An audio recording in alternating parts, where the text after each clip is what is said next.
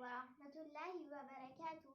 Welcome to channel DQ Holy Knowledge. اسلامی calendar میں 12 مہینوں کے نام محرم الحرام، صفر المظفر، ربیع الاول، ربیع الثانی، جمادی الاولی، جمادی الثانی، رجب المرجب، شعبان المعظم، رمضان المبارک، شوال المکرم، ذیقعدۃ الحرام، ذی الحجۃ الحرام۔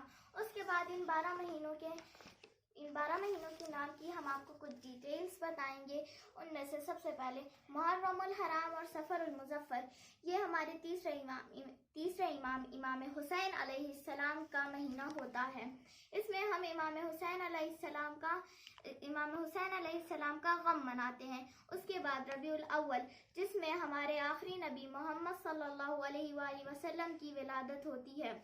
اس کے بعد جمادی الثانیہ، اس مہینے میں جناب فاطمہ الزہرا سلام اللہ علیہا کی ولادت اور شہادت دونوں ہوتی ہے۔ رجب المرجب، یہ خدا کا مہینہ ہوتا ہے اور اس مہینے میں ہمارے پہلے امام علی علیہ السلام کی ولادت ہوئی ہے۔ اس کے بعد شعبان المعظم، یہ مہینہ رسول خدا کا ہوتا ہے۔